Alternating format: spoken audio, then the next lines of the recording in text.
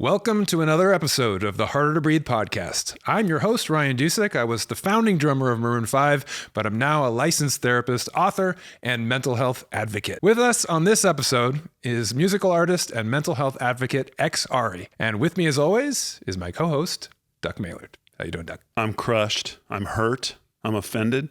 You missed our anniversary. Well, I did too, let's be honest. We just missed our 1 year anniversary of doing a podcast. Yeah, I looked at the calendar today and I was like, oh, your first episode by yourself was like June 11th or something. But our first episode was like June 20th. We just missed it. It's been a year. It's been a year. Wow. Yeah, no, I was thinking about that recently. I was like, I wonder when it kind of feels like more, doesn't it? It does. Just because we've done so many episodes, it's been more than one a week, it feels like. Just recently, I was talking to somebody about our show, and I sent them a bunch of links of old episodes because it was somebody in the music industry. So I was looking at guests we've had that were in the music, and I was looking at some of the episodes like, oh my God, that feels like another lifetime already. Like, look at us, we're so young. Yeah, barely had his mustache back then.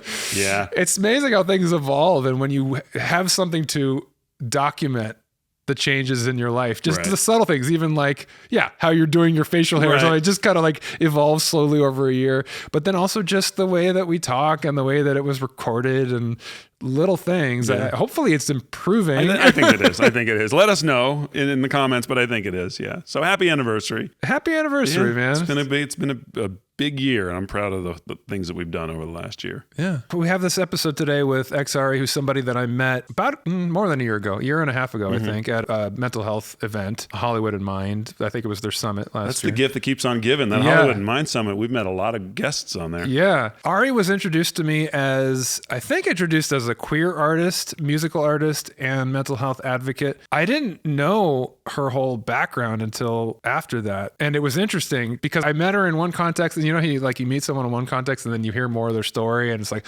oh, that makes sense. And it all kind of came together. And then this conversation we just had with her was like, mind-blowing, so excited for people to see this because we went all over the map. There was like so much about her that I didn't know. And we went into some territory, which you'll see was not something I anticipated at all. But what kind of came up for me in the conversation, actually, it's weird also how sometimes things align. You're doing one thing in your life and then the next day it shows up in another point in your life. Well, that's the simulation. We are living in a simulation. According to my wife, she's convinced. Yeah. I mean, I guess to a certain extent, I'd just call it serendipity or something like that. Sure, if you want to be lame. For a cynic like myself. Or not a cynic, a skeptic. Yeah. So I just finished the new season of The Bear last night. Okay. No spoilers. We haven't finished it yet. We're like 4 or 5 episodes in. Okay. But you watch it. Yes. So you know the premise and everything. I do. Okay, I'm going to try not to spoil. Oh, man. No, I just, you understand, obviously, the extent to which is about dysfunctional families and family trauma and, alcoholic or narcissistic parents and the effects that those things can have, the very specific effects that those kinds of traumas have on children and the way that they carry that into their lives and how, I think it's the best show on TV. Yeah. And from season 1, but in particular season 2 and their depictions of that. It's just, I think the chaos of the restaurant industry, but the kitchen in particular, and particularly dysfunctional kitchens, is such an apt metaphor, if not just a literal, straightforward. I also think it's redundant. I think dysfunctional kitchen it goes without saying. Right. There's no perfectly running smooth kitchen in the restaurant industry. It's a pretty chaotic world. But it's a perfect representation of the kind of chaos that ensues when people grow up in chaotic households, right? And so this season, no spoilers, some of that stuff is coming to a boil and to a point where there's, ways in which they're trying to cope with those things.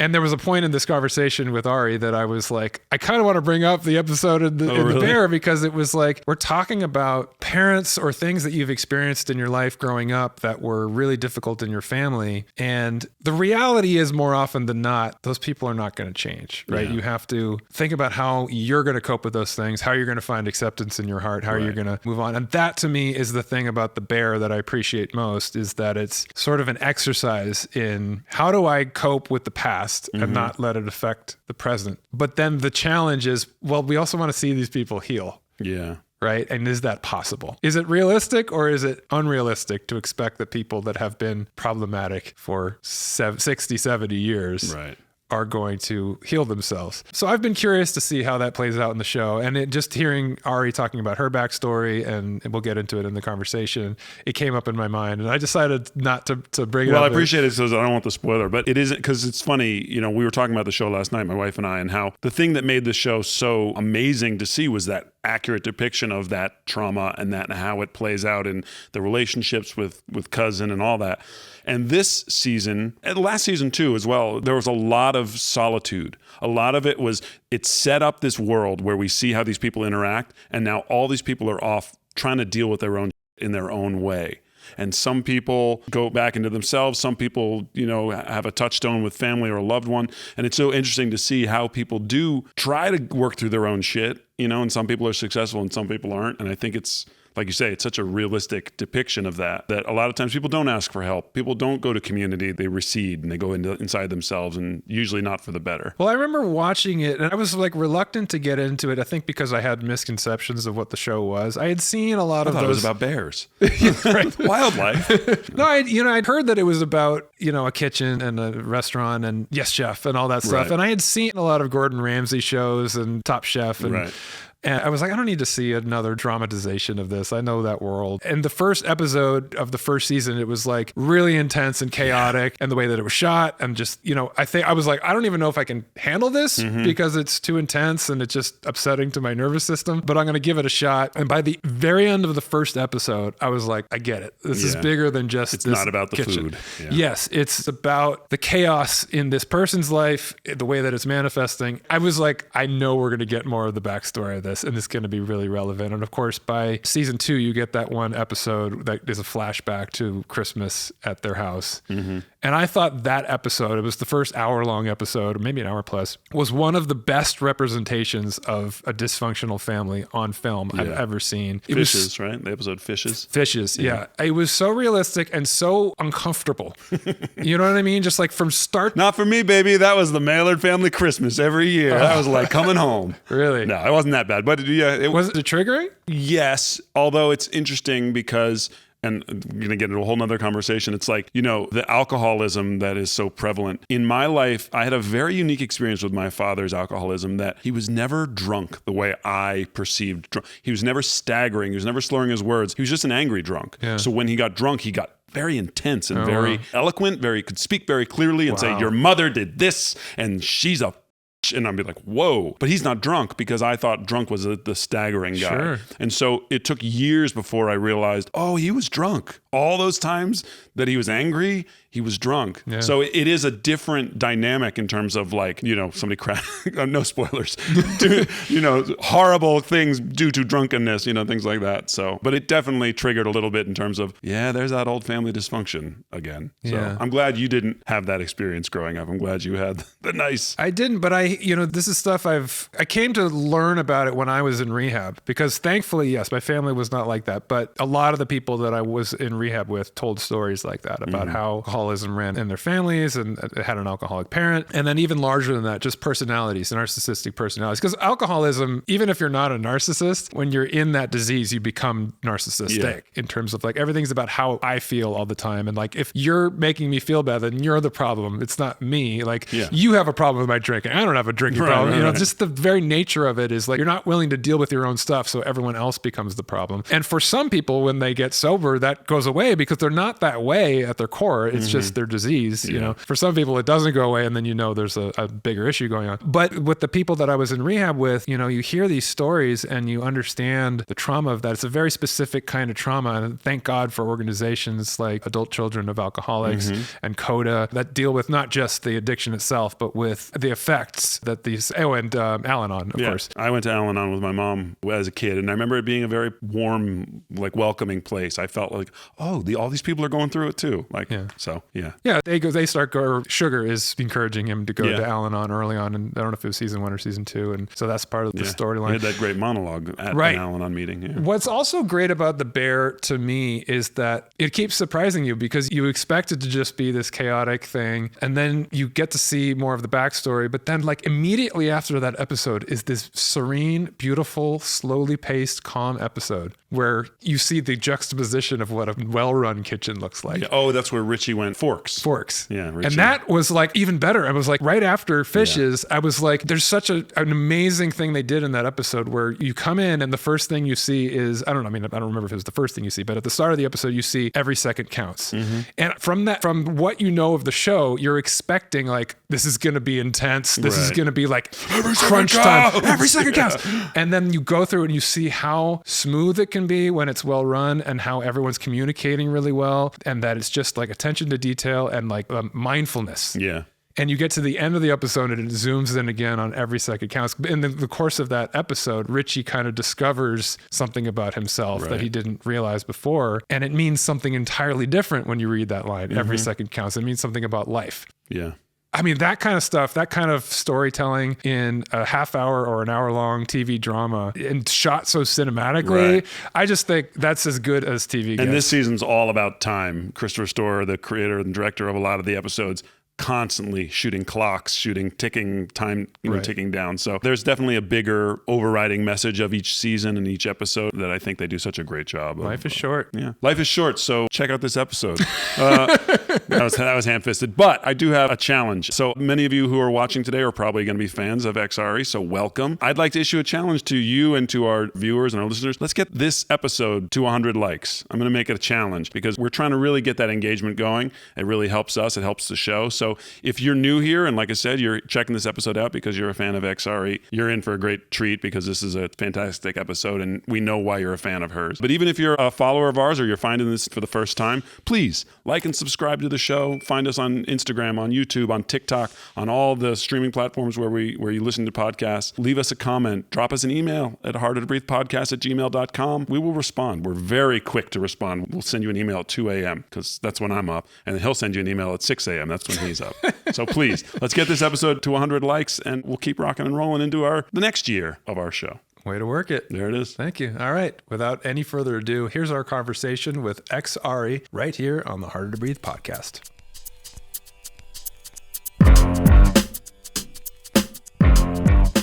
Welcome to Harder to Breathe, Ari. How are you? I'm breathing, so I think I'm breathing with ease right now, so I feel like blessed for that. Good. Although there have been recent moments where it has been harder to breathe, and I appreciate all you're doing with your book, which I need to read, and this podcast. Yeah. So let's jump right into it. You said there have been things that have been making it harder to breathe. What's going on with that? Where to start? So should I start at the beginning or the present? Well, we haven't spoken in a while. We met last year and we kind of, we kept in touch by texting a bit. We haven't seen each other in a while. And I know you've been busy. You've been traveling, you've been overseas. I'm curious to hear where you're at like in this moment, and then we'll go back in time rather than do it chronologically. Does that make any sense? Yeah, let's go for it. Okay, so right now I'm feeling amazing, blessed, happy to be here. And my goal essentially is to slow down time by being as mindful and in the present and in the now. However, recently I realized I was in depression and like I wasn't really aware of it until I was filling out a questionnaire for my sleep doctor. I ran into some health issues recently and I had to get a sleep study, and he sent me a bunch of forms, like the typical health forms and mental health forms. And there were like 3 variations of different depression scales: anxiety, ADHD, PTSD, which I've all had in my life. And when I filled out the forms, I realized I'm like, wow, each of these 3 different depression forms are showing I'm in a moderate or severe depression. And I was like, how did I not realize that? I've lost weight. I wasn't eating, not sleeping well. And I just it's somehow, because I was so occupied with the health issues going on that I just didn't realize. And then I was just like, wow, let's take the pain into power. And sure, I'm sad to hear that I'm in a depression.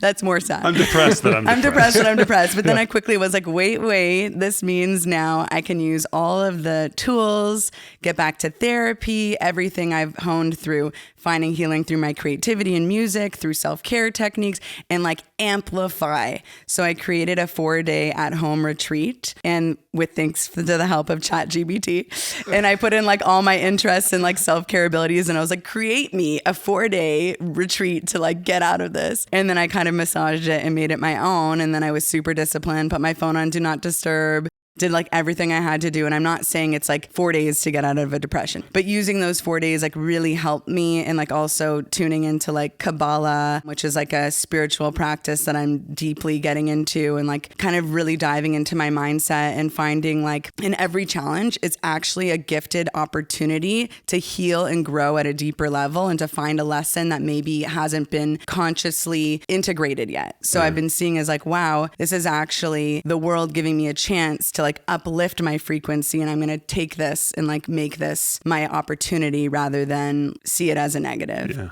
See, that's what I love about you. You're so empowered in that way. You've turned so much pain into something that is giving you strength at this point. But that happens, I think, more often than we realize. Like, it creeps up on you where all of a sudden you realize like, oh, I thought I was doing so well, and now I feel like I'm depressed or I'm anxious. And when did that happen? How did that happen? Do you have a sense as to, was there a trigger for that? Was there something that brought it on, or was it just something that happened sometimes? So great question. And I think there's triggers. I think for a lot of people can relate to that. Like something life event or something happens that can snowball into mental health condition or not. You know, it depends on if you're neurotypical or neurodivergent and what your propensity to mental health challenges are, and your family genetic history and your environment and how all that interacts to make you the person you are and how you react and adapt, right? Mm-hmm. So I feel like all of that kind of goes together. However, like I live a fantastic and mostly amazing, fulfilling life with like anxiety, bipolar 1, which has led to depression, mania, psychosis, a couple hospitalizations.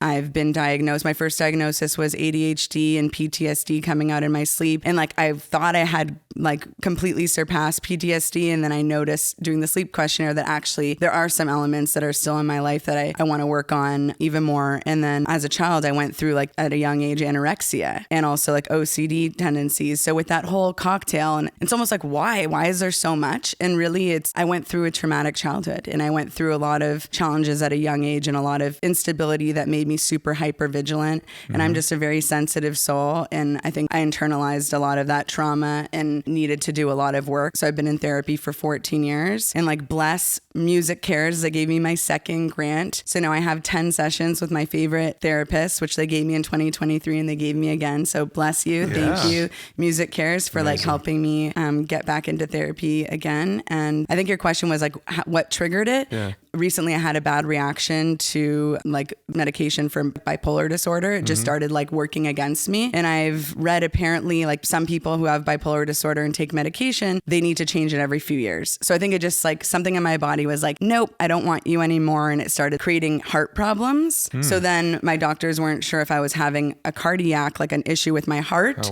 or the medication. And it was like a process between psychiatrists, family doctor, sleep doctor, cardiologist, all at the same time to kind of figure out what's going on. And because the medication actually ended up being the root of the issue, thankfully, and there's nothing wrong with my heart, which is what I wanted. Yeah. So getting off the meds put me in a really precarious position because I was on no effective medication. So like right now I'm on the halfway point of getting back onto the new medication after the second one didn't work. And so I'm just practicing patience, and like it's always a trial and error when it comes to medication. And I'm halfway through the transition, and then in a couple of weeks I'll be on an effective dose. That is such a challenge, the patience involved with all of this, because the medications, it's still, I feel like we're going to look back on this time and we're still in the dark ages in terms of understanding our brain chemistry.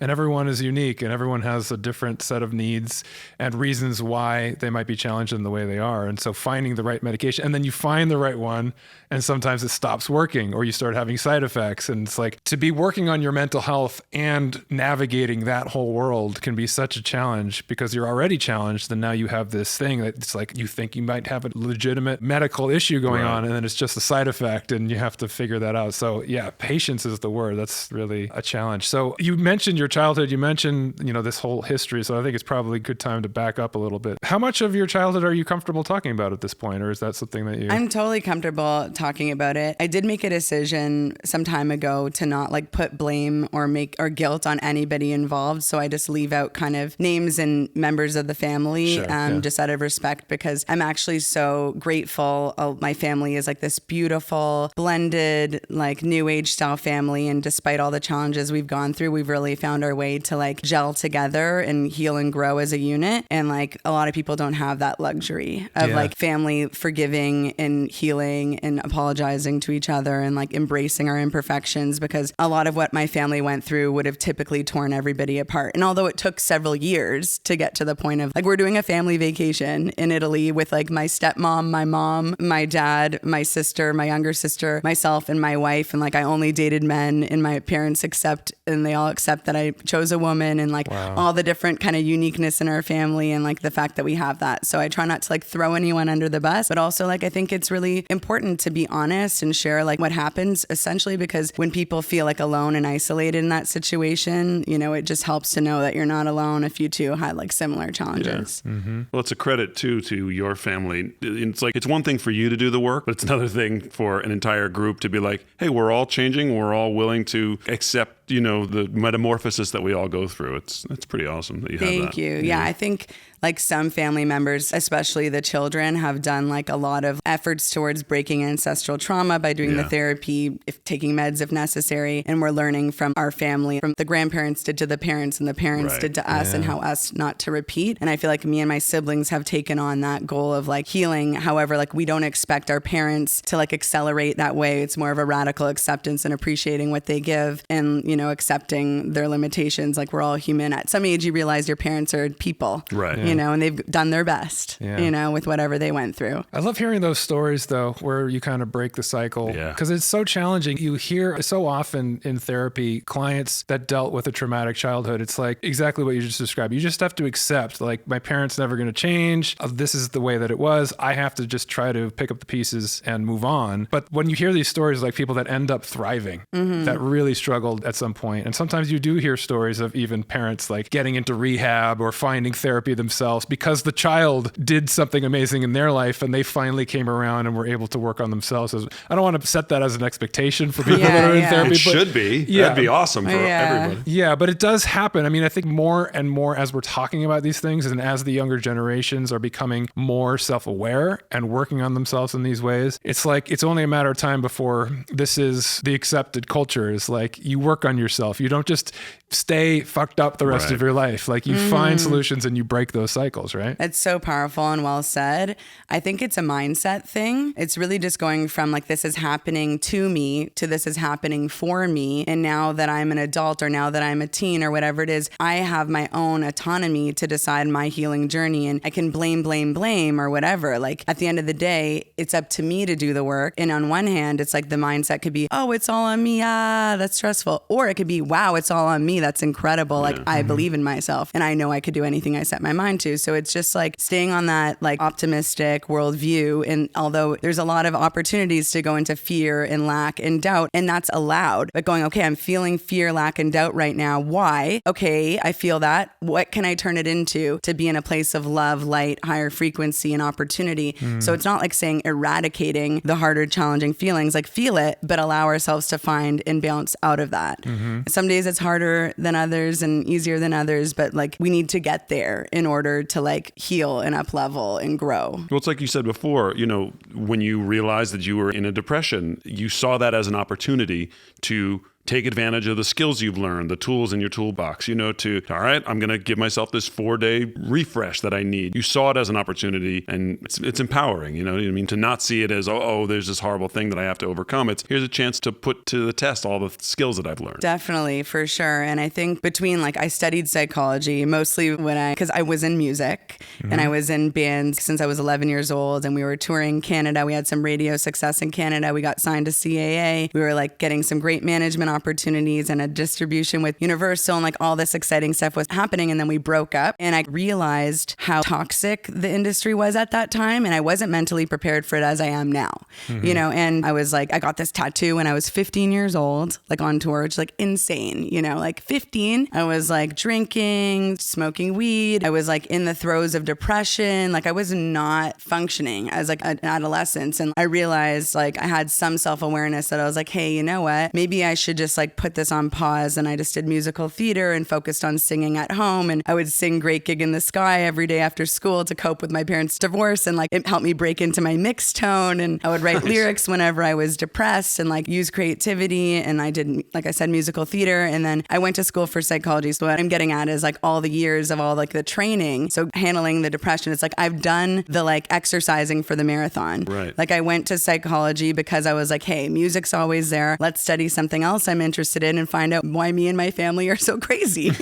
And so it was kind of like, I need to learn what's going on here. And then I ended up in the music building all the time. People thought I was a music student, which like then reminded me, okay, I'm learning psychology, but I obviously want to do music. So I went back to music and found my way into like the hybrid of music and mental health, which is an incredible intersection that I'm like so happy to have found through my journey and through studying psychology, through 14 years of therapy, through music, through all the self-care, through opening my own mental health and arts nonprofit called Wisdomania Foundation and all the meaningful collaborations, sitting on a board at D.D. Hirsch, being a speaker at schools with NAMI, and like all the things and all the podcasts like yours that I listen to and take little tidbits away of like 10 ways to like magnify your happiness and like everything. And then the Kabbalah podcast I listen to about mindset and the physical work and the spiritual work and having like like you cannot mess with your level of certainty. Just always having a level of certainty that something you want and can see is already yours. And just having that feeling of like, I'm certain whatever I believe in is going to happen for me, whether it's a recovery or a goal or any kind of manifestation,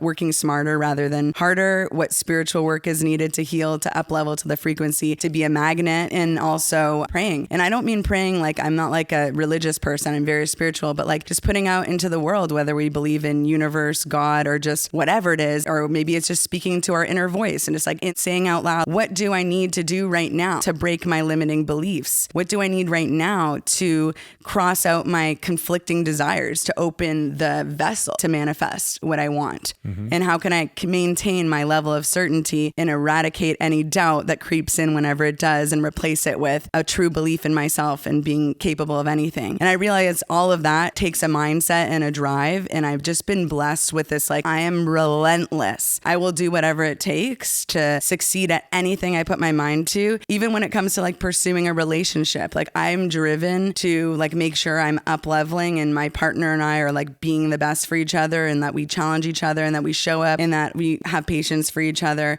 In my music, like I'm driven. I don't care how many follow-up emails I have to send to like hear what they think about my song. Like I will keep going in a respectful way. And like I just keep going. I just have this like shameless drive that I also use when it comes to my mental health. And I realize that that's a blessing and not everybody has that drive. And sometimes I wish I could share and like partition off my drive to other people who need it. Wow. You have a lot of knowledge and a lot of skills in place. It's very clear you've been working on yourself in some significant ways and studied a lot of different facets of mental health and recovery. And I think what's also important though is for people that don't have all those skills and all the references of the things that you just mentioned to understand how other people have struggled and see themselves in that struggle. I want to kind of go back and stay with like before you had all these skills and all this knowledge. You were so young. You're 11 years old when you start a band. You're 14 when you're traveling and everything. Did you have a sense at that point that there was something wrong? Or was it just in retrospect, you look back and you recognize there were things that were leading to something bad? What was your mindset at that time? Great question. I think a little bit of like column A and column B, like at a very young age, like even from like my first memories, I remember like not understanding, but knowing that something was like not right in my family. Like I just felt like at a very young age that like, because I would compare to other families, you know, like when I go to my friend's house, like how their parents are and how their family operates versus my house. So at a very young age, I like was aware that like something was off, but I didn't know like how to like verbalize it, or I just felt it. And I was a very like feeling child. Like I was just very sensitive. And the reason I turned to music is because like singing was one of the first things I realized was like self-soothing. Yeah. So I would like when I went to like a Hebrew school, and like when we did prayers, I would like sing the loudest, and like I just wanted to be like the most heard. But I realized it's like it wasn't like being a center of attention. It was like the power of my voice made me feel good. Like having a belt, like it made me feel like strong. And if I could sing like Mariah Carey, then like I have power. And like it really like singing was the first thing I realized helped me cope. But I just knew there was something off, and I didn't know what it was. And I knew at a young age, I didn't know to call it anxiety or OCD or anorexia, but like I do to, like, looking back, I can see all the cues and all the things that I wish were more noticed and supported when I needed, because I suffered for 15 years before I got any help. And I wish I was in an environment where my family kind of picked up on certain things and put me in a position to get help. And I wish I knew I could, like, try to ask for help. But the thing is, when I did, I was, like, not allowed to get the help I needed. And so that was kind of like something that made me suffer for a long time. And it just was the situation, because if I were to say what was going on in my house to the therapist, it could lead to the detriment and tearing apart my family. And so because of that, it took me a long time to get any professional help. When you say get professional help, was this in 2016 when you went into the hospital that you're referring to? It was before that. Okay. So I was my first, like, severe crisis, because, like, sure, I grew up with some, mental health conditions that definitely needed assistance, and they're all valid. Any mental condition, if someone, like, has anxiety, like, that's real. However, like, my first major dysfunctional situation was I was in my last year at university studying psychology, and I started getting, like, severe sleep paralysis. Have you heard of sleep paralysis? Sure. Okay, so for those of you who don't know, it's when you're in REM sleep and you're in bodily inhibition, which means your body is literally paralyzed, because otherwise, if we're running in our dreams, we'd be running in our bed and that would wake us up. So we're, like, paralyzed, which is normal. However, sleep paralysis is when you wake up in a half awake state in the middle of REM, and you potentially could have hallucinations, visual, auditory, touch hallucinations. So not only was I waking up paralyzed, which is already frightening on its own, because I'd wake up and not be able to move, and I was going, what's going on? I'd also have all the hallucinations. So then I was scared, oh my gosh, do I have schizophrenia?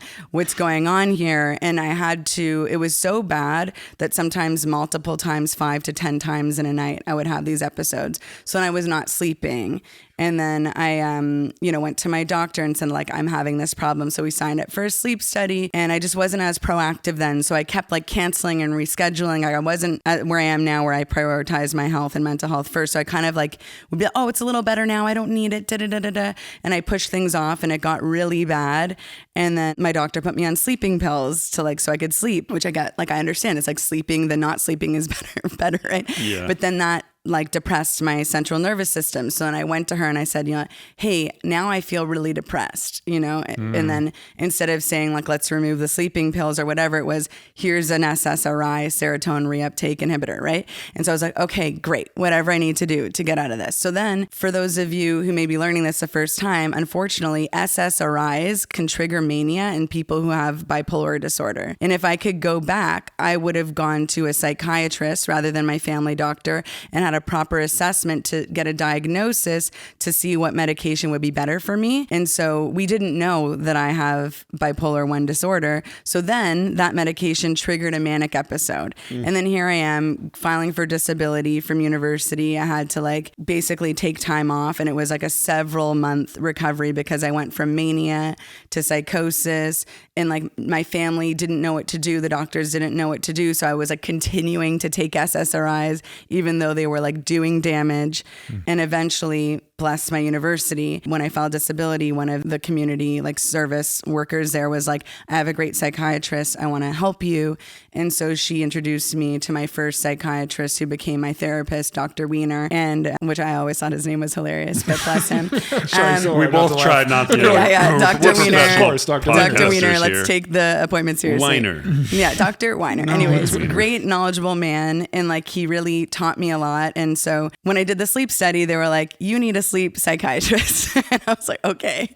So I went to the sleep psychiatrist, learned a bit about sleep hygiene, went to the psychiatrist, because kind of like the whole disability at school, the mental health crisis, I was so scared when I went to the hospital that they were going to admit me. So I was like, don't say this, don't say that, because I don't want to be admitted. And, I get the fear around that. It is terrifying. So at that time, I didn't get admitted, and I saw the psychiatrist, and that's when I first got the diagnosis that the sleep paralysis was PTSD from childhood trauma coming out in my sleep. Because it was all the years of repression, not getting any help and not releasing, not, getting the support that I shoved down. So the minute that I was, like, unconscious and in my sleep state, it was like, that's when it came to haunt me. Time to play. Exactly. Time for the hallucinations to freak you out. So it was, like, pretty wild. I was like, oh, that makes so much sense. And then he's like, you also have ADHD. And we got me on different medication that was not an SSRI that I could take as needed. Cause I was very scared of meds after that experience. And, and he helped me like work through tools to combat ADHD and like go through all of the traumatic childhood experiences to hopefully integrate and assimilate them and reframe as much as possible, which I'm still working on to this day. Right now I'm working on with my therapist, reframing childhood trauma at my 14th year, still working at it. And I will continue my whole life, I'm sure. It's crazy that I can see why you say it's like the dark ages, because if medicine A triggers reaction B and medicine C, how does someone who doesn't have an infrastructure, like it sounds like the Canadian medical infrastructure was probably a beneficial thing for you to have at that time, right? I mean, did the college and the government healthcare help with navigating all that? Because I mean, that's got to be such a difficult thing for someone who doesn't have healthcare, doesn't have access to stuff like that. Mm-hmm. I think some of it is like the free healthcare is awesome, and like when you go to a therapist in Canada, unless it's like a social worker through a hospital, it's mostly going to be out of a pocket expense. But this psychiatrist I went to, it was through OHIP, which is like the Ontario Health Benefit. And so I didn't have to pay him for those sessions for those years, which was incredible. But that was luck. It was because that school staff knew him directly and got me through to him pretty fast. Whereas typically in Canada, when your doctor recommends a therapist or psychiatrist or whatever, paid or non-paid, it can take like 3 or 4 months to get your first appointment. So I think a lot of it is like luck and relationships, the current demand, Right. So when it comes to free healthcare, sometimes things take quite a long time to get seen. Whereas in the US, although it's paid for and like more expensive, and that's really hard and probably way more challenging, the appointment latency is like much faster. Mm-hmm. That navigating that just sounds maddening. Yeah, and when I said it's like the dark ages, it's like a lot of times, especially when you go to a general physician as opposed to a psychiatrist, it's just sort of like throwing darts at a board. It's like, let's try this. Let's see if this works. And then for some people, it might be the absolute worst thing that you could take, and it triggers something else like it did. And it's just so much to navigate for an individual. You have to be your own advocate a lot of the times, because no one's going to know you as well as you know you and what you're feeling and how these things are affecting you. And you have to go to your physician or your psychiatrist, and you made that next step. You're like, this isn't working for me. Yeah. I need to find a professional who can give me a proper assessment and get me the kind of care and meds that are going to be best for me. I think a lot of people don't realize that it requires that kind of self-advocacy to actually recognize when something's a problem and find the appropriate help. How do you think you had the sort of wherewithal to do that? It's hard to say, because I've done a lot of research, as I'm sure you two have done, and like how important a support system is. And when the support system is lacking, that has like a direct negative impact on people with any health challenge, right? So it's so important. So I think in some ways I had some support, in some ways the support system was lacking. But really, again, I think it just goes back to like my relentless drive that like even when things are difficult, even when I have been in the throes of like despair and not believing, but I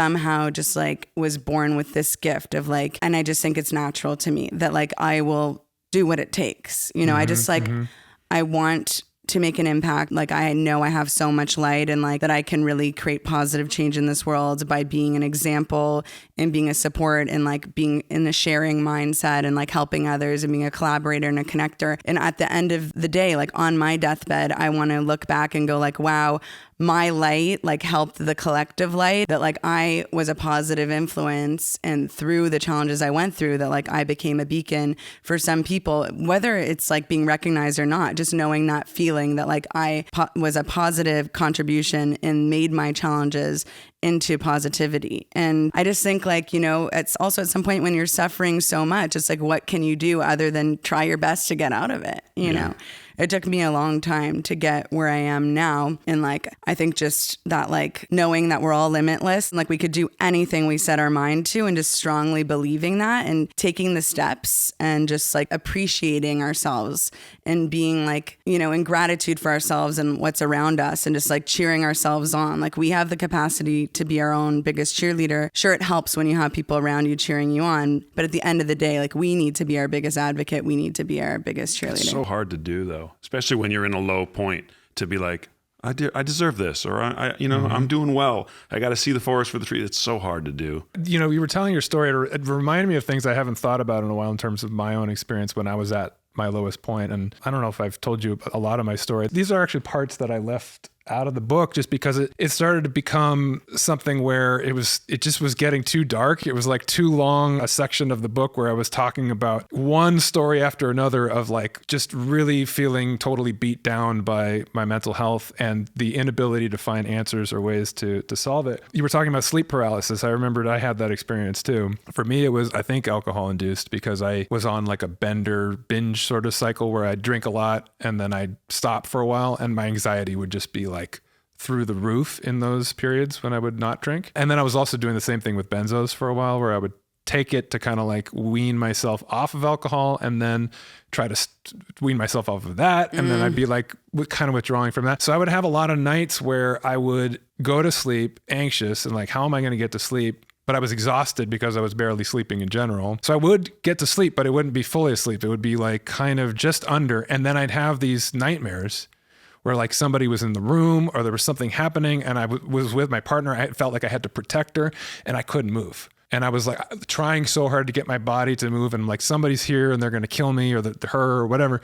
And I just couldn't move. And that was the most terrifying feeling. There was this feeling of doom that would come in those moments. And I went to every kind of psychiatrist and doctor and I got all these different diagnoses at different times. Like I was diagnosed bipolar 2 at one point, depression, anxiety, panic disorder. I don't even remember all of them, but I was given every kind of medication I was given antidepressants, antipsychotics, sleep medications, and it was like nothing seemed to help. And for me, it was first and foremost recognizing I needed to get off of the alcohol and the things that I was abusing. Once I did that, everything got a lot easier to deal with. But then it was kind of like, well, how much medication do I need? How much do I not need? And thankfully, I got to a point where I was not on any meds at all anymore. And so that was empowering. But realizing also, it was just all the trauma of everything that I'd been through that I was just kind of trying to sort through in my own way. Mm-hmm. And I had to go through this cycle of sort of insanity in trying to cope with what I was dealing with. And it was a really sort of lonely and, just kind of scary feeling that like, it felt like nobody could understand the place that I was in and that nobody was able to help me. Therefore, I must be alone in this. When you were at your lowest, did you feel like you're the only person who's going through this? Did you have any sort of sense that other people were feeling what you were feeling? Wow. Well, first of all, thank you for sharing that powerful, like very important story and for being vulnerable, because I think there's just so much to unpack there before we even like dive into the feeling alone. Because yes, but like it just is such a great reminder of how the medical system sometimes slaps on Band-Aids and doesn't do the detective work to find out the root cause. And so it sounds like you're saying that the root cause was the drinking, the benzos, the unhealthy lifestyle. Yeah. And then instead of like the doctors encouraging you to tackle that first, they're saying, here's a prescription for this. Yeah. And then so all of a sudden you're putting all these Band-Aids on. Yeah. And what if it's actually removing stuff and going, hey, I'm taking benzos to like get off the drinking. Maybe I need to cut the drinking so I'm not relying on the benzos. Cut that. And then maybe if I'm not drinking, my sleeping's better. And then it's like, and then look at you found your way to like being off meds. And I think that's amazing. And I think there's like a stigma when it comes to meds, because I'll even have people tell me, you should try this, get off meds. And I go, mad respect for people who can raw dog it without meds. That is the goal. The goal is no meds. Like I don't want anybody to be on meds if they don't have to. But on the flip side, like thank God for meds being there for people who really need it. When there's schizophrenia or bipolar 1, it allows some people who really need it to have a functional life. And one of the reasons I stay on medication and I'm okay with staying on, and I radically accept the fact that I might need to for my life, we'll see, anything can change, is that like my psychiatrist told me that each time I have psychosis, it's harder to get out of it. I've had psychosis 3 times. My life is too good to be dysfunctional. So if that means I have to take this pill every morning to have the life of my dreams, so be it. I accept that. I'm grateful to that. However, not everybody needs medication and it's way over prescribed. So I think it's like knowing, it's like, when do I really need it? And like, when is it no longer serving me? What condition do I have that requires more of a lifetime commitment? And what condition do I have that might be more in cycles and need it and then not need it? And so I think that like kind of helps. It's like there's 2 things that can exist at once. It doesn't need to be I'm for or against medication. It could be some people really need it and it's saving their lives. Other people might not need it and that's okay, Yeah. And so I think it's just such a powerful example of like the slapping on the Band-Aid and like needing to go to the root, and like proud of you for getting to the root. And I think that's incredible. And I'm sorry you felt alone in those moments. And I could definitely relate to that because it's like we're all individual case studies. Whether we like live with mental illness, we all have mental health, right? And so we all have our individual lives of series of events that like only are authentic to ourselves. Like even when we're siblings and go through the same kind of events in our family, everybody has a different experience. So our lives are this totally different story and timeline. And then if you tack on the mental health or mental illness aspect, there's no one experience of any mental health condition. It's all a spectrum and it's all with a different storyline and a different cadence. So it's hard to like for anyone's story to match our story. Right. It's like, how can we find our like identical twin who's gone through the exact to say, you get me 100%, that means I'm not alone.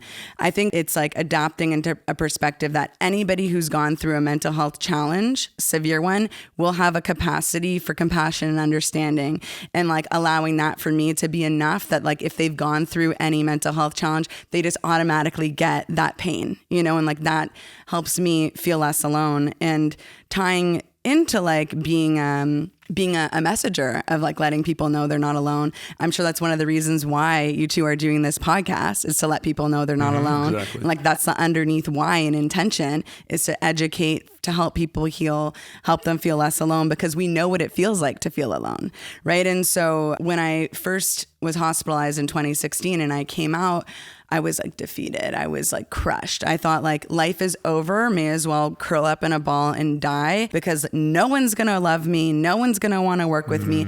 My life is over. Like that was my perspective. And like I was saying earlier, I found my way to flip that through opposite action into empowerment, courage, bravery, and advocacy. And I was on social media, you know, and I was like looking around and I was like, praying. I'm like, when will someone talk about surviving psychosis? Like, who even knows what psychosis is? Yeah. Like, I didn't even know what psychosis was until I had psychosis. Yeah. And I was like, what is this?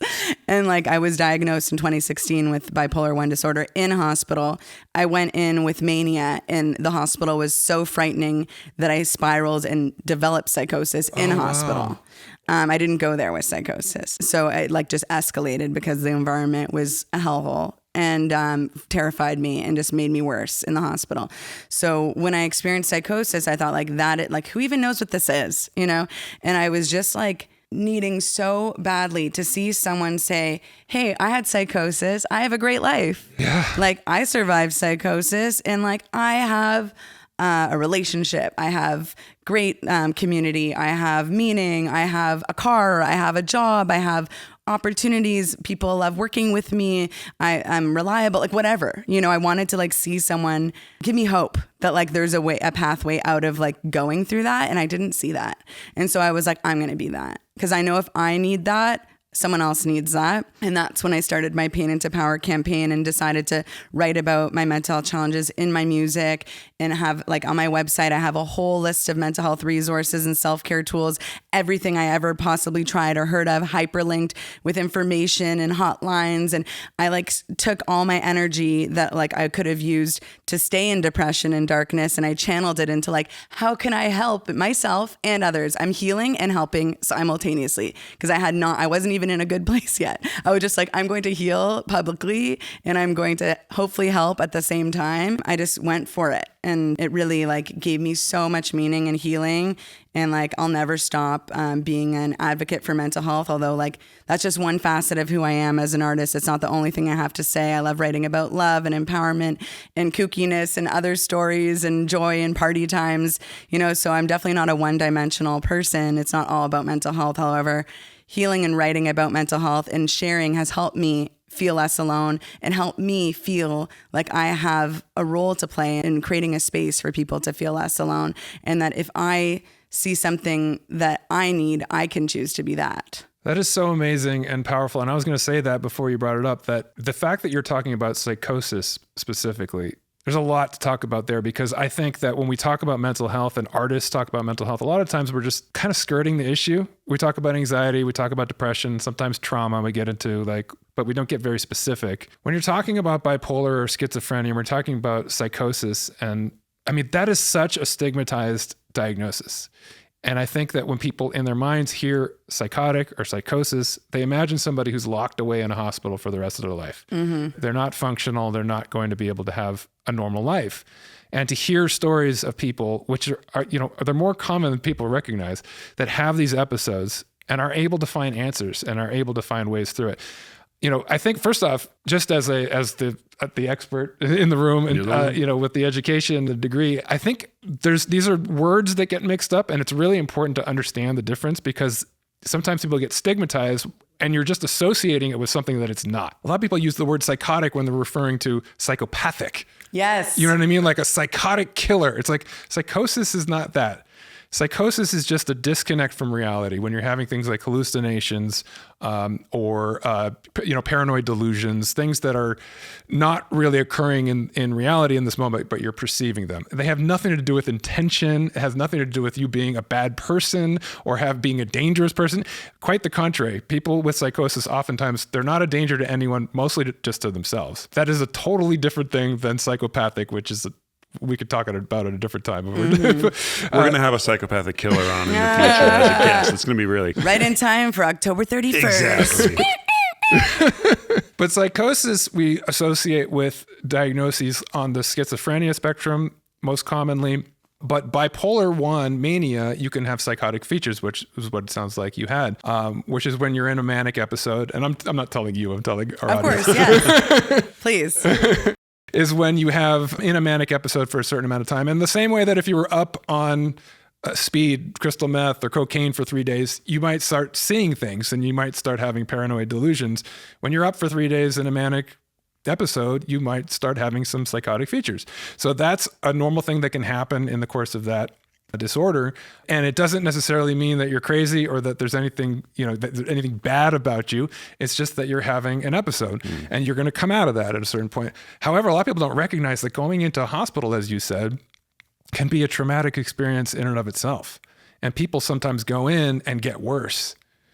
So it's a last resort, especially like 5150, that type of thing, because you might be thrown into a room with people that are more messed up or more dangerous than you are, and you have a traumatic experience and you come out scarred from that experience. It was supposed to find answers for you. So that's another difficult thing to navigate. And the fact that it was that for you to a certain extent, but that you eventually found answers from that is amazing to hear. So yeah, I mean, it's for you to have had 3 psychotic episodes and to be sitting here speaking intelligently and so healthily about this stuff is just so empowering to people that are watching or listening to this, to recognize like we all have our challenges, even if it is something to that degree where you're having schizophrenia or bipolar 1 or these types of things. There are answers. There are medications that can help. There are therapies that can help. It's not a lifetime sentence. You're not going to be locked away in a hospital forever.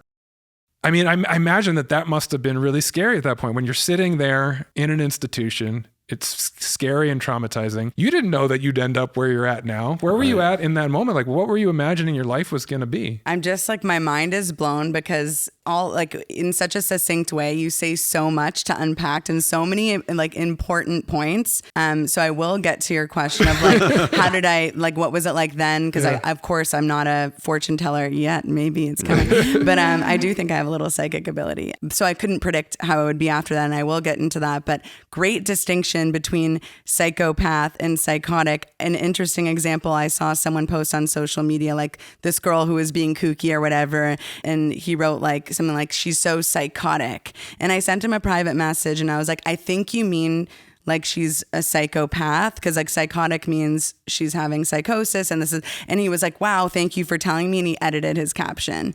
And so I think it's just like, people just don't know. And like, there's like so much like ignorance that's so innocent, like that people just don't know, and we're scared of what we don't know sometimes, right? And that's why we try to predict our environment, make predictions, understand. That's why when we're born, we're put into a boy-girl box. It's like everything requires some kind of understanding and compartmentalizing into some kind of identifiable thing, so our brains can understand it, and it makes us feel safe when we can understand our environment, right? And predict things.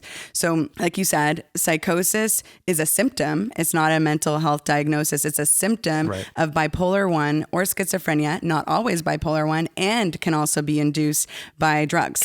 Yeah. And so that's typically the experience is someone is abusing drugs, they have psychosis, they might not have bipolar or schizophrenia. It might have been drug induced and they might need assistance for addiction.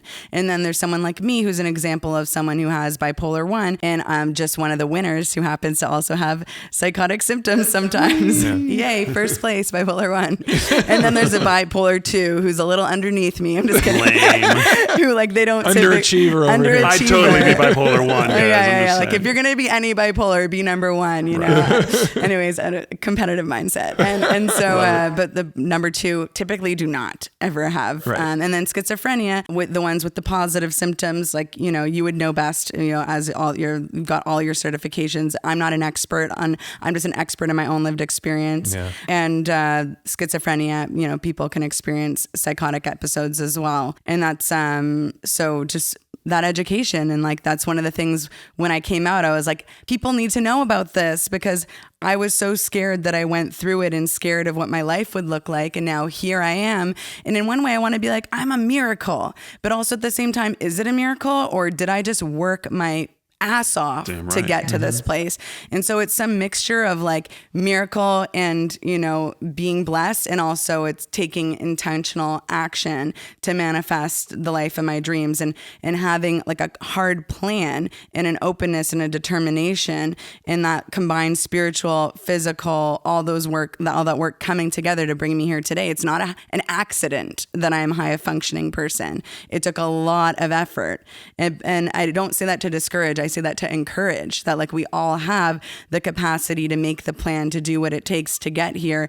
And even if I was once dysfunctional, does not mean I can't be functional, because at every yin, there's a yang, and the darker the thoughts get, like, when life gets darker, it's actually creating a pathway to higher light. So if we can see like the deeper throes we're in depression, even if there's suicidal ideation, which is, I've gone through that as well, that means the deeper the darkness is, the deeper the roots of the tree, the higher the leaves grow towards the sun. So every time I'm in the darkest place means I am unlocking a level of light to me to achieve, almost like a video game. It's like the more I'm losing, which is not even losing, the more I'm like falling into the darkness, the more light I can tap into and like access. It's like a new level of access. Mm-hmm. And I just try to see it like that. Everything's a pendulum. I wrote a song called Pendulum about that. And it's like one swing goes just as high the other swing. So just being patient when things are difficult, and appreciating that everything is temporary.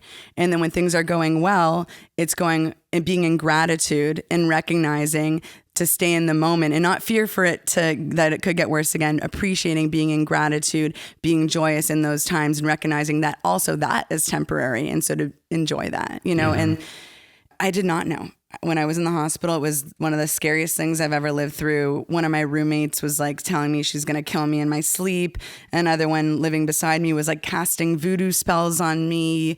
And I was so lost in psychosis that I actually had a paranoid delusion that the hospital was hired actors there to like trick me. And I thought everyone was like a paid actor because like I couldn't, and I think that was because like I couldn't believe the level of dysfunction between the staff and the patients. I couldn't believe, like, it was so beyond my like anything I ever experienced that I feel like my brain was trying to protect me by saying like it's not even real. Like they're actors, because I couldn't like believe the situation.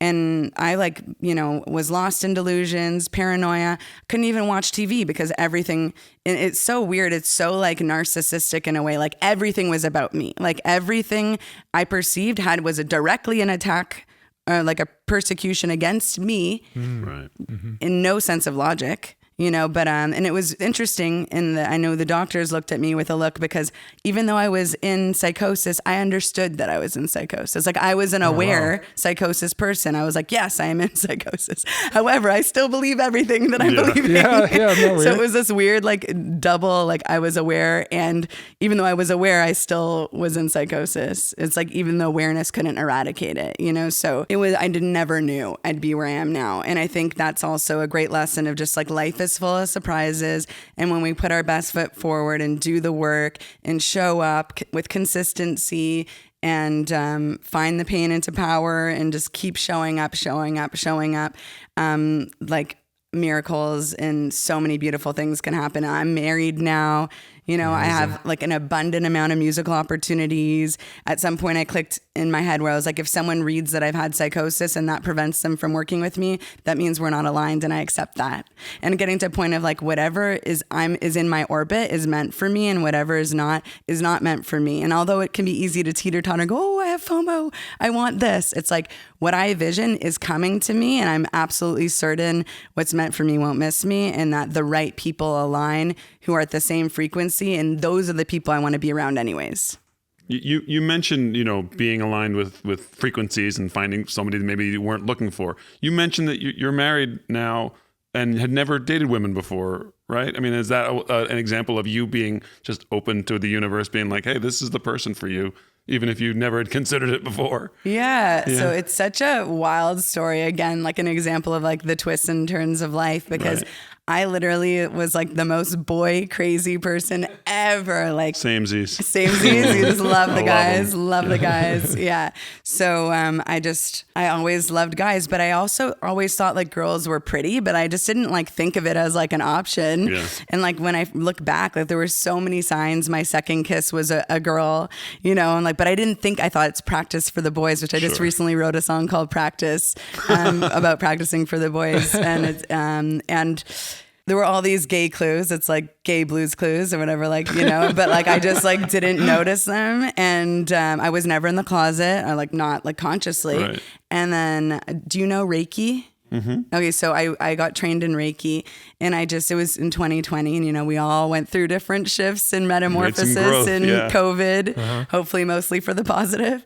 And I did Reiki on myself. I was like, hey, I do this on other people. Why don't I try it on myself? So I did Reiki on myself. And again, very spiritual person. Some people might think it's too woo-woo, but that's just how I am.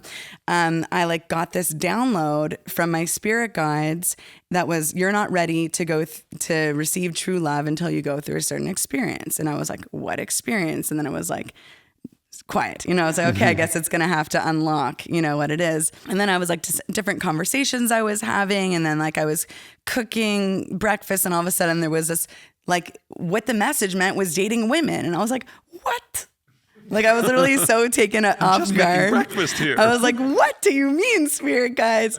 And then I have this like strong belief that a lot of us have the experience of rejecting our inner voice because we don't want to listen to it. And it's because either it requires some like effort to make a change, or it's something we don't want to face, or we're too scared, or whatever. So it's so easy to be like, no, voice, you're wrong, right? But I realized in my life, my inner voice was always right. So I was like, here's an opportunity to lock in that lesson, that inner voice is always right, and just embrace it. So I got on the apps because I'm a relentless pursuer, and I changed my preference to women. I was like, just be open. You don't know, you know, I never, other than kissing a girl, I never had hooked up with a girl. So I was like, I don't even know if I could do that, but like, just be an open-minded person. So I get on the apps, and like the first thought was such an insecurity. Like I saw all these girls, and I was like, oh my God, they're so much hotter than me. No wonder I can't get a man.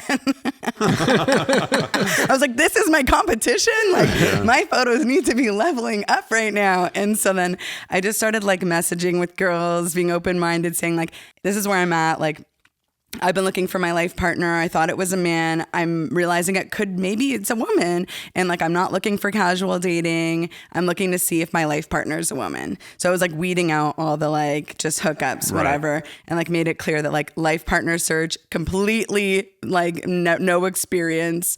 And because I'm just business, I set up a date Monday, Wednesday, Friday. I'm just like I'm an intense person. And so the first, really? Yeah. I think it's quite evident. Yeah, I'm very intense. And so I went to the first 2 dates, and it felt like sitting with a friend. And I was like, oh, okay. And so that's when the doubt started creeping in. I'm like, maybe, I don't know. And so then, the third date, I think, which was a great mindset shift that allowed the openness for this pathway. I like went in the Uber, and in the Uber, I told myself, I'm detached from whatever happens. Now I know I can date anybody because I realized I was pansexual. I was like, I could date a man, I can date someone non-binary, I can date someone who's trans, I can date a woman. I literally just opened a populations of my dating pool. And if that's like the opportunity here, great. So let's just see how this third date goes. And if you don't connect, like, it's fine.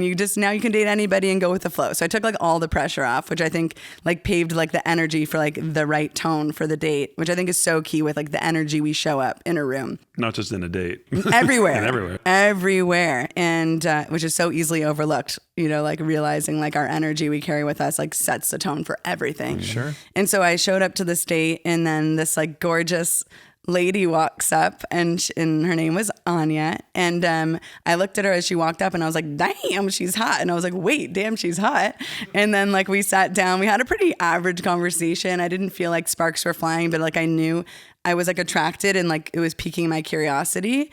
And like she became my first girlfriend. Over time, like our relationship deepened, and we're each other's first girlfriend. I'm also her first girlfriend. Oh, wow. And now we're wives. And like both of our minds are blown. Like we both had no idea. Our exes were both men of 5 years that we thought we would marry. And then we just decided we had different life experiences that made us like open to the possibility. And then we found each other. She's from rural Austria, ended up having Californian dreams. I'm from Toronto, Canada, ended up having like California dreams. We both had the same challenge with our boyfriends having trouble making the commitment to California and us having to cut it off. Like literally such a similar story from two different worlds. She's like a reserved, German is her first language, like more quiet, more like introverted person. I'm like the talker, the extra, the loud person.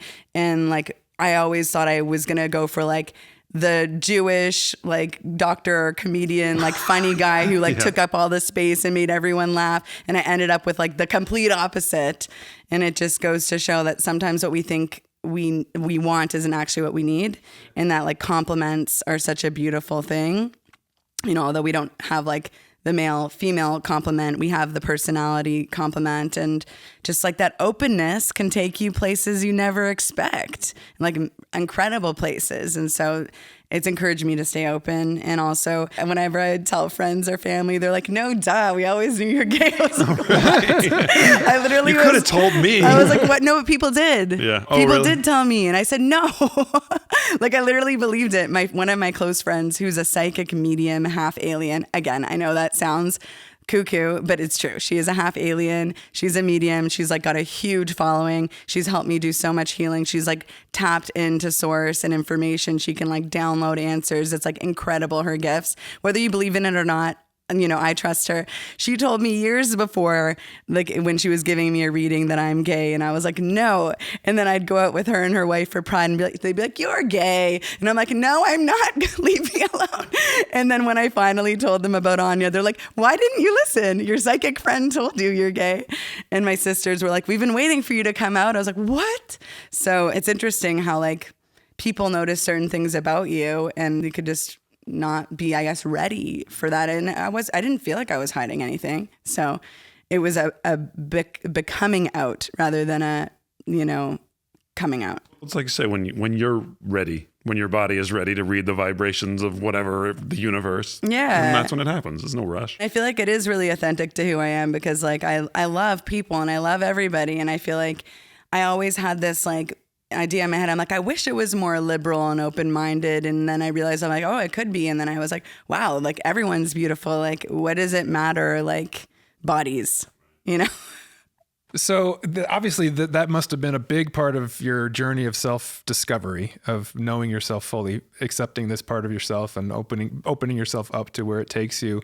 Has that become a part of your advocacy as well? Is LGBTQ identity a part of the mental health advocacy that you do? 100%, for sure. Like I definitely talk about queerness. I wrote an EP called Anya, dedicated to Anya, very soon in our relationship, because I'm intense and everyone was like telling her like, she's writing an EP about you. Oh, and it's like, whatever, don't judge it. Like love is love. So I went in, I'm like, like obviously my body knew she's the one. I wrote a piece of work dedicated to her. So just roll with what feels natural. Definitely advocate for LGBTQ, especially on my stories whenever I see a post about the intersection of queerness and mental health. You know, like our trans community probably has the most challenging time when it comes to suicide rates. And I think more than ever, our trans community needs to be uplifted and seen and believed in, especially because of, I won't get into all the politics, and I'm not a very political person. I'm just a person who comes from love and from a utopian mindset that I understand is not necessarily attainable. But I feel like everyone deserves love and validation, and that the trans people have to have an enormous effort that the average person doesn't necessarily have to go through to feel like their authentic self. And I think the bravery it takes to transition and risk shaking up your whole life just to feel who you are is mad respect. I was going to go political because we've been going there lately, but I won't. No, you do can. it. I'm just saying I'm not the most politically educated person because I attempted to be. At one point I was like, I'm going to be political.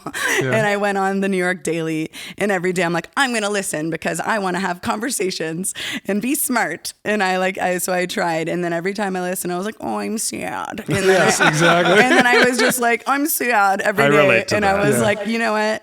I have mental health challenges. Maybe I should protect myself from being sad. And so I just kind of put a bubble around myself. And of course, it's like, we're humans, we're in society. Like, we see the zeitgeist, we see what's being posted, we hear the voices, we hear the protests. Like you have to live under a rock to not know what's going on. But I couldn't tell you like specific details of law or like speak super eloquently, but I think it's important conversation and you should definitely lean into it. I just wanted the disclaimer that I'm not super educated when it comes to politics. I just know what's going on and what I believe in. Good. Neither are we. So Okay, great. Just wanted to like lower the expectations of my education. That's all. No, we've been leaning into it a little bit more for what you just described, because it's like, you'd have to be living under a rock not to recognize things that are so omnipresent in our culture and in our political discourse and just the dialogue online and in person, everywhere. It's just everywhere now. And we're doing a mental health podcast, and it's like everyone is stressed out about this stuff. It doesn't matter whether you're in an immigrant population right now, or you're LGBTQ, or you're a white person in Kansas. Like, everyone is stressed out about our socio-cultural, socio-political discourse right now, because we don't know where we're going. We don't know where this is going to end. And it's scary. So that's kind of why my brain went there. Because I see, like, right now for LGBTQ community, we're in the middle of a backlash period, right? It was like we were making all this progress, and it was like, if anything, kind of cool to be, for lack of a better word, woke, especially on the left. Obviously, you were seeing big companies, corporations, like advocating for LGBTQ rights and pride and all that stuff that was beautiful to see. And you saw, gay marriage legalized and all this stuff. Of course, every time there's a big movement in terms of progress, there's your pendulum again. A pendulum. So true. So true. And I couldn't agree more. And it's like in a lot of ways, and I'll keep that topic for later. I'm just clocking something else to mention. Yeah, it's like we've made all this progress. We've come so far. Like, why now? And it is the pendulum. And it's sad in a way that, like, when I feel blessed to be in a city like LA where we're constantly progressive. I feel like we are like LA is like its own country within the US. Because I know most of the US is not like the mindset of progression. And like, for example, Austin, Texas, I had a friend tell me it's the blueberry within the tomato soup. And it's like Austin is so progressive, but the rest of Texas might be very right-winged, right? So it makes me sad, because like I think queer people are so brave. I think everyone's brave in their own way. However, I feel like when we decide that we take a risk and put like relationships and certain life choices that we're making at risk to love who we want to love, to feel the gender that we believe we are, whatever, all of that takes a risk, whether someone comes out as gay, lesbian, trans, pansexual, asexual, intersex, like there's so many experiences. it's just such a like neurotypical basic like perception, I feel like, to think that like everyone needs to be one certain way to be like a good example of a human. Like there's no one way to be. Like let's embrace all the shades and colors of humanity, whether it's LGBTQ plus or BIPOC community or like the Islam community, the Jewish community. Like there's a space for everybody. That's why we're here. So like let's have everyone feel at home. Like why is there this like intense hate going on towards the queer community, towards Palestinians, Israelis, like there's Jewish people, there's so much hate, and it really angers me, to be honest. And like I tried my best to like go back to the light, go back to the love, but like I didn't know when I'd grow up that I'd be such a minority, you know, because like I'm Jewish, I'm queer, I'm a woman. You know, and so those are three different minorities, and like strike one, strike two, strike three. Yeah, exactly. And like I love everybody. I don't care what religion you are. I don't care what gender you are. I don't care where you come from. I love everybody, and I think everybody has something to offer and has a gift. And I think unfortunately some people are put in cultures and religions and situations that might brainwash them to not be at their highest level of good. And unfortunately that's just where they were born, and when they were pre-embryo, for some reason, they chose spiritually that life for them to learn whatever lesson they need to learn to graduate to whatever plane of existence is coming for them next. And like that lifestyle is serving them in some kind of way. However, like just like going into like being a queer Jewish person, like I saw a post the other day, which is like an interesting, also another like another minority is like I have a mentally ill Jewish queer woman. And so like I have all these like different things that they don't like identify me or hold me back in any way. If anything, a long t-shirt. Exactly. Like mentally ill Jew, married to a woman. Canadian. Canadian. Anyways, like I'm proud of all those things, you know, and I see it as like a blessing, you know, to be able to give a voice. And so I saw a post recently, and I know this is like controversial, like the Israel stuff, very controversial. And I'm not like saying I support anything that goes on within the country of Israel politically. I'm just speaking up from a like perspective of a Jewish person living in North America. But like I saw a post recently, they shared like in light of Pride, here's a list of all the countries that gay marriage is accepted in the Middle East. Israel. That's it. And it kind of like, and I say this knowing that some people might not like hearing it, is like the Queers for Palestine is making me angry. Because in I think stand for something, or if you stand for nothing, like what matters, right? When Queers are for Palestine, I understand the appeal, because it's like the Palestinians are appearing to be the minority situation in the way that the news is framed. It's leaning towards like they're suffering, and they are suffering, and it's disgusting. I don't want Palestinians to suffer. Like the death toll is alarming and disgusting and unacceptable. However, what's happening is there's always been like a way that like Israel has been impacting Jewish people around the world. And like, I don't have any ties to Israel. I'm not Israeli. I literally don't have one family member in Israel. I love Israel and all that it has to offer and all the different people in it, but I'm not like really connected to Israel other than like, you know, it being a place for Jewish people. But like the anti-Semitism has like been so high, and Islamophobia and all of that, like it's terrible.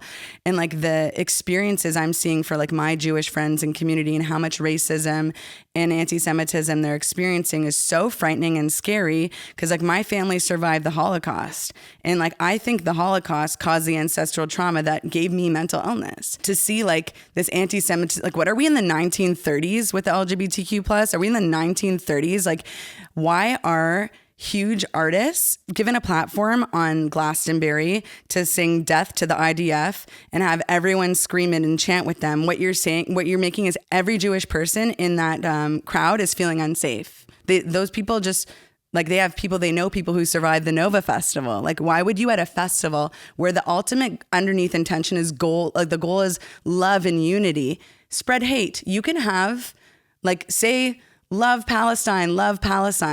say whatever you want to say with love. Don't say death and hate to the other.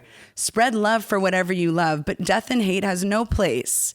And then Kanye sold swastika t-shirts at the Super Bowl. How could the Super Bowl allow this? And then it's like nobody hears about it. You know, it's like, oh, love Kanye, like be his, like, you know, have your gold record or platinum record of Kanye. Like I won't even say who, but someone sent me a reference for a Kanye, be like this Kanye track. And it's like, why are we shining light on people who are spreading hate? He just released an album called Hail Hitler. Like, are we in a fascist? And he has people supporting him. Okay, so then Glastonbury, Hail Hitler, swastika is on Super Bowl. And then Coachella, Kneecap, saying, fuck Israel. And like having you had everybody chanting along with him. Again, have your opinion. Maybe that's your real opinion and you're allowed to have that opinion, but spread love. If, you know, love this, no, like hate that. And that's just not my motto. Is like, I love everybody. I want everyone to feel safe. Everyone deserves a home. You know, like it comes down to that nuance that you talk about. It's not black and white. You can support Israel and think what is happening to Palestinians is awful as well. And there's such a difficult time navigating that in this world today. Because if you are for this, you have to be against this. And that's not real life. Exactly. It's so polarized. And like me and my Jewish artist friend were like filming each other's content. And on the wall, we notice basically like Hail Hitler graffiti on the wall. And it's like, it's not just happening in Israel. It's happening all around North America. My best friends in Canada, they changed, the ones with Jewish last names, changed all their names on the Uber because one of them got in an Uber and the Uber driver said, if you're Jewish, I'll kill you. And there's so much anti-Semitism, and like my friends are shaking in their boots, and like they're scared to say their names. You know, like I went out to a club for my birthday in Toronto, and my friend, you know, her name's Kaylee. She thinks it's maybe too Jewish sounding. A guy came up to her and said, "What's your name?" Was hitting on her, and she said Jessica, and she was wearing a Magen David, which is a Star of David, on her chest in a Israel shape, and he looked down and he gave her a look and said, "Never mind," and walked away. And it's like the stories I hear. Even my mom, you know, we're on the phone, we're planning a family trip to Europe. She's like, I'm scared to go to Europe. What if I get attacked? I don't want to be attacked because I'm Jewish. And it just like, why are we doing this to people? Just like, it's just sad, you know, and it feels like a fascist world. And like, it just makes me sad, you know, because like, I think really simply, I guess, so like everyone should just come from a place of love, and like, you know, we can't control prime ministers and terrorist organizations. All we can control is the way we treat people and the energy we put out in the world. So I try to share, you know, it's like, queers, I love you. There's no Gaza for queers. There's queers for Gaza. There's no Gaza for queers. Because sure, go to Gaza in your drag outfit, go to Gaza in your pride outfit, you will be beheaded. Wow. You covered a lot there, and I agree with pretty much everything you said. It was powerful, and you know, I said we're going to go political. I didn't know we were going to go and Palestine. Now I'm like, oh no, in the car ride, I'm going to be like, should I have said this and that? But I guess like it's important conversation. Maybe it's not mental health, you know, but no, it is. It does affect my mental health. You know, when I think about all the fear in my family and friends, and it scares me, like. You know, like, and my ex-boyfriend who's Israeli messaged me recently. He found like a box of my stuff and like reached out, and he was asking me like, is being Jewish affecting you in the music industry? It's really affecting me in Toronto. I was told to take out my Israeli born from my bio. People have been like giving me a lot of backlash for participating in Jewish projects and all this like hate. And I feel like really unsafe in like in my work. And I was like, I don't think so. Like, I don't realize it, but maybe. I don't know if people are treating me different because I'm Jewish. And like, I feel like I'm lucky to be in a city like LA where there's so much love. Yeah. Well, I raised Jewish as well. I'm half Jewish. My dad's family's Jewish. My mom's family's Catholic from Mexico. And I'll admit, you know, even just 10, 20 years ago, I thought anti-Semitism was a thing of the past. I think pretty naive growing up where I grew up, you know, relatively liberal area, Southern California. I remember going to Passover Seders, and all the older generation who had lived through the Holocaust when I was a little kid, you know, they're still around, you know, talking about never forget and staunch supporters of Israel. And I would kind of roll my eyes like, come on, guys, like this isn't a thing anymore. Like that was like 100 years ago. And I was Jewish, but I wasn't like a hardcore supporter of Israel. It was like, why do we have to be so intense about this. And I remember even when I got to a certain age, like in my early 20s, and I was feeling like I knew everything, like speaking up at the Passover Seder one year and saying like to one of the elders, like, why are you so paranoid about anti-Semitism? Like, everyone's not out to get us. Like what? And looking back, I was like, that was such a privileged point of view to be living at that moment in history, because when these things arise, when people start hating people and scapegoating groups of people, it's not long. It doesn't matter where it starts. It goes to Jews real quick. I and know, whether it's the immigrant, it's like people are coming in from the border and it's Mexicans or Guatemalans or whatever, or we're talking about LGBTQ and like the tide has turned on that.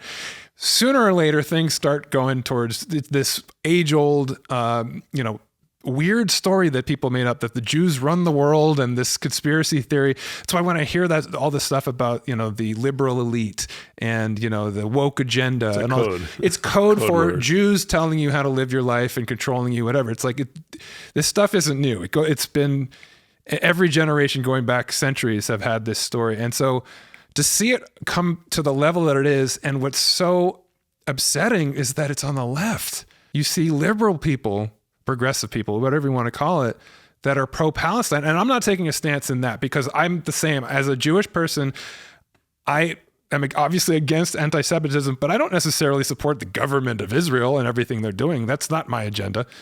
And I am against Hamas or terrorist organizations that are doing terrible things, but that doesn't mean I'm against Palestinian people who are suffering. Of course. Those are different things, and we should be able to have nuance and separate those things in our mind, because hating something a government do doesn't mean you have to hate the religion or the ethnicity of the people that are of that country. Mm-hmm. And hating, a terrorist organization doesn't mean you have to be against the people that they're trying to fight for. These are complicated situations, and we have to be able to separate those things in our mind. But the fact that people that are trying to defend vulnerable people are coming out and hating Jews as a result, the compassionate people, the people who are supposed to be empathic, are the ones that are oftentimes protesting against like the globalized, the intifada and all that stuff. And so that's a line where I'm just like, I don't understand what's happening. I think it's what you're describing in terms of when the hate gets to a certain level, it just starts infesting us with this negative energy. And I think that where it crosses over to mental health for the individual, it's toxic, but it's also the reason why we're at this place. It's because our mental health has not been in check. We've been escalating this terrible rhetoric and getting more hateful and more angry.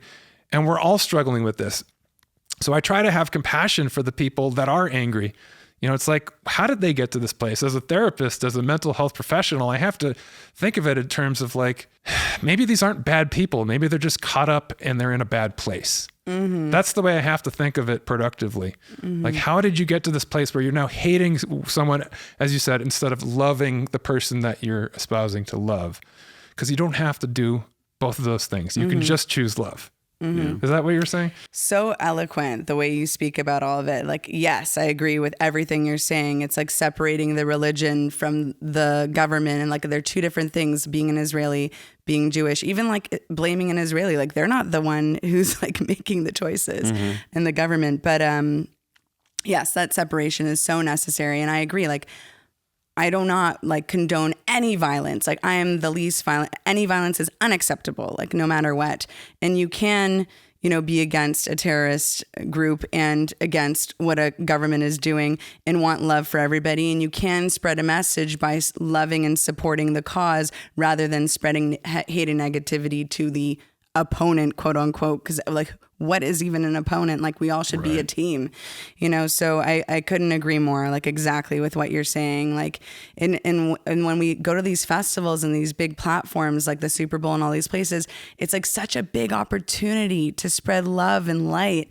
And so that's where I think I get angry. Yeah. And I think you're absolutely right. It is an epidemic of the mental health crisis, because people who have done the work will learn over time that love and positivity and supporting in a positive way will always have a better like impact on the world than doing the opposite, which is tearing down, spreading hate, spreading chaos. Mm-hmm. And I do also have empathy And it's almost like it was something I learned at a young age when I was going through like accepting certain family traumas I went through was to, and I know it doesn't sound great, but to take pity on for like when somebody, like say somebody hurt you and did something to you, and like instead of being angry and hold in that resentment which lives in our body, the opposite would be to forgive and to take pity in a way to say, I'm sad that this person, whatever happened to them that made them this way, that they did this to me, that hurt me, that I forgive and I take pity on and I have compassion, because that kind of helps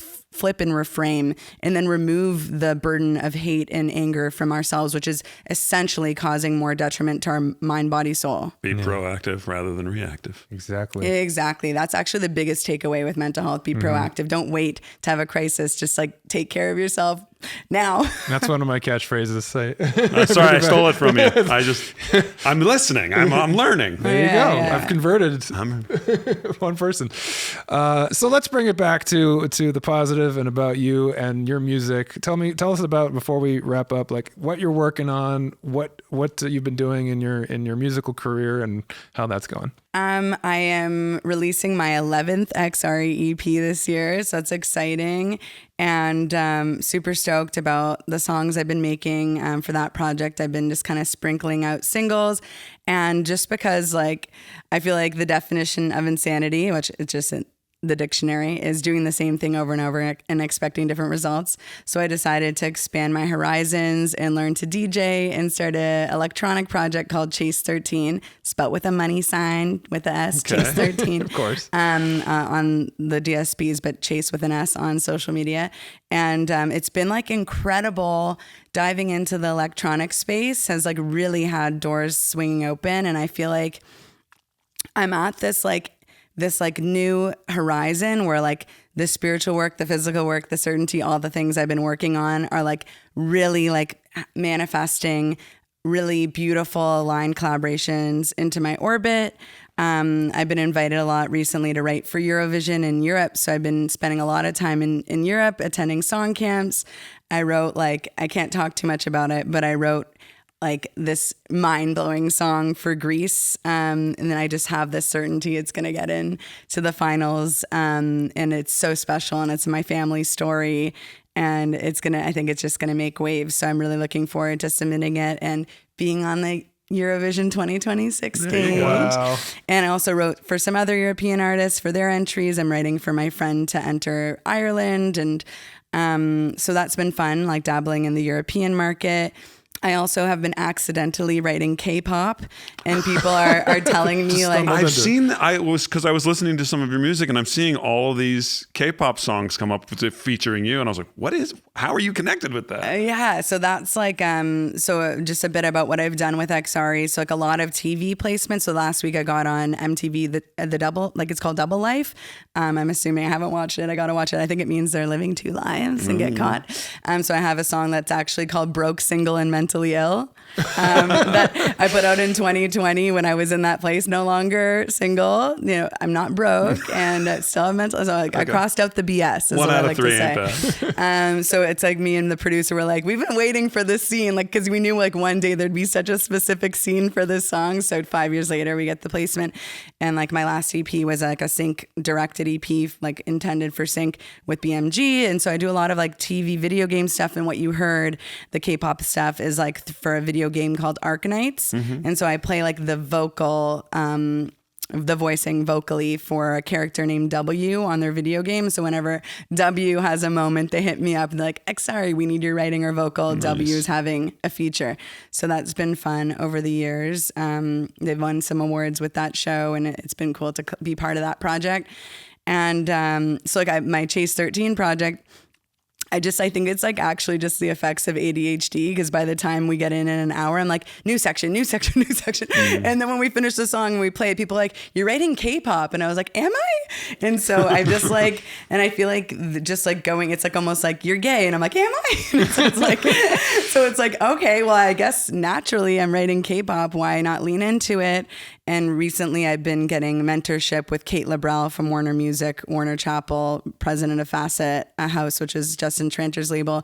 And she just emailed me yesterday because I played one of my songs, K-pop unintentionally, called Girl Gang at a pop hang, and they were like, get it to Cat's Eye. And then the organizer of the event messaged me, and she's like, I'm getting it to the Cat's Eye team for you. And then I sent it to my mentor, and she was like, okay, your next mission is to prepare a K-pop playlist for me. And so now I'm like, okay, now like what did I accidentally make as K-pop? And like what new K-pop can I make? So I've just been like, ADHD kind of pulls me in all these directions. And I think one of my biggest life lessons is learning where to channel my focus and like taking the signs from the universe, from the mentors, from what feels organic and what people, and it's not like do what people tell me, but it's also like go for the easy win. If you're natural at something, lean into it. Yeah. So I'm kind of leaning into that. And I got invited to a camp in Bangkok in partnership with Sony. And so I thought, well, that's great. Strategically go there, slay it, land Thai pop smashes with the Sony artists, and that can give me a trajectory into the K-pop world, which is a bit more saturated. And then when I get the Thai pop cuts, and I speak from a place of certainty, not from a place of cockiness, it's just like my vibration I operate on is using the positive words to manifest. So when I get the Thai pop cuts and I land those releases, and then I'm going to Japan for a J-pop camp, when I get those J-pop things, then that will give me extra credit to get me more into the K-pop world. So I'm just on my like world's domination tour, sprinkling my like seedlings in Europe, my seedlings coming soon in Japan, and I have in China with Arknights, and they also have a big fan base in Japan, and now Thailand, and then I'm getting more opportunities in LA, and I feel like the more gardens we have in a focused way, which I have to always rein myself back into the focus and like not scatterbrain, is like I'm just like for so many years I spent just like being creative, get good at songwriting. I've been songwriting since I'm 15. Like I've been mentored. I'm still learning. I'm always refining my craft. I'm a sponge in every room. But like my songwriting has like gotten to peak high level where like I've never been at this level. And I know that because the people in my orbit are getting bigger and stronger and more aligned. I just signed a publishing deal with an admin deal because I then I can continue sync. So I signed that, and like the mentorship with Kate is like huge for me. And then all the invites to the camps and the publishers at the camps coming up to me saying, we want to include you on this next time. Maybe we can, like put you in the budget to be our team. And just like the reactions, I'm just noticing, not that I need the validation, but it's just, an extra like confirmation that like I'm on the right path, and that all the years I've spent refining and obsessing, because the only way I get good at stuff is when I'm obsessed. If I'm not obsessed, I'm never gonna get good at it. And so when I hyper focus and get obsessed, I can really excel. And so I've been so obsessed with songwriting, especially. And when you told me my song Next to You could be my hit, it like literally like it made me feel so seen, because I'm like, Ryan said that. Oh my God. We haven't talked about this at all. That was the song that I was going to talk about, because it totally knocked my socks off as I was driving over here listening. I was like, oh, what is this one? I love that song. I loved it. It was incredible. It was so huge. Thank so you. Like emotionally. I loved it. Thank you so much. We're on the same wavelength. Yeah, she reached out to me, I guess, when you were just working on it. You just recorded it. Yes. And she was like talking about how you wanted to find a big artist to record it, right? You were going to pitch it to somebody, a big female artist. And I was like, do it for yourself. Yeah. Like that's your song. It's your song, right? The sound, the production of it was incredible. Like just every part of it, really fantastic. Thank you. And like big shout out to Liam Geddes. Him and I, so we met at a song camp in Belgium in 2023, and I got so lucky to be in a room with him and this like J-pop smash hit songwriter. She's like over like hundreds of J-pop hits. And so she was in the room with me. Her name's Kanata. And then we had Anton. He's amazing. He lives in Austria. And Liam, who's an Irish producer songwriter, now living in the UK. And so like, it was just like this magical room that we had. And we wrote this like ridiculously like chaotic song called Stage Fright that like brings in like vocal stacks, screamo sections, drum and bass with hard rock. And it was like the publisher was obsessed with it. And it like made it very close to the finals of Greece this year, because we were in communication. They were like asking me for this, that, and that like a week before they announced their finalists. So I know it was like in the mix. So it gives me like more confidence that this year, like it's even more of a like stronger song, and I was already in the mix. So anyways, getting distracted. What I mean to say is like, what a killer team. And because of my experience with Liam Geddes in Belgium, I was like, yo, you're fired. And can I come to Ireland to do an EP with you? And he was like, yes, come stay in my house with my wife and my dogs. So I came all the way to Ireland. And we did like a 4-day writing camp, essentially the two of us at his house. And then I rented a car and explored Ireland, and like him and his wife were so sweet. And we just like, when we wrote Next to You, we were just like, whoa. And then we both just made this decision that like, let's keep it on the hard drive and on a playlist for a year and see like, you know, maybe it has an opportunity to land with a bigger artist. So we did that. And then we gave it to a sync company because we're like, why not? They want it. And then it got on Teen Mom. And then on my birthday, like the Teen Mom episode was May 15th, my birthday. And we had a conversation. We're like, if we hold on to it, the sync company is going to kick us so hard. Cause like we would make them do extra work and we already signed up the song and it's on my birthday. We didn't place it with the big artist yet. Like the fact that it's on my birthday and on a show, like let's just put it out. So like we did a rush 7-day distribution, which, you know, is just like fast, get it out there. And I love the song. I think it's definitely a smash song. And I think one of the reasons why I wanted a big artist to do it was like almost from a place of insecurity, because I was like thinking like, this song is so great. I want someone with a platform for it to really get heard. And I had this fear of like, what if my platform's not big enough to like for this song? Like I felt like the song was bigger than me, you know? And like, and it's like a reminder that like, no, we shouldn't come from this place of fear and lack. Like I deserve a great song. And so putting it out was like an empowering feeling. Yeah. Well, I recommend to all of our listeners and viewers to go check out that song because, like I said, the fact that you and I both had a visceral response to it, absolutely, is telling. A lot of amazing stuff going on. So, where can people find you, your music? What's the best way for people to follow what you're doing? I think like Instagram is the best. I'm really on this like mission to like up level my social media and like download whatever that looks like in my brain. But X ARI, X ARI official is my X ARI project. I like to post a lot about my travels and sessions and keep it fun and lighthearted, some queer stuff, music stuff, writing for other artists, mental health posts as well. And then Chase 13 is CHSE, like Chase Bank, 13 official. And that one's the electronic, you know, it has like techno, house pop influences, and that's my DJ project as well. Brand new. That's like got a lot of traction, like got me pitch opportunities with Monster Cat and Insomniac and started like opening up new doors. And I'm manifesting like DJ gigs. I had my first DJ gig in March and I'm DJing for my friend's show for like a Pride event in San Diego soon. So if you're in San Diego, and I don't know if this will air in time, but that's July 19th I'm DJing for my friend Devmo, who's like a bad queer artist who I love championing.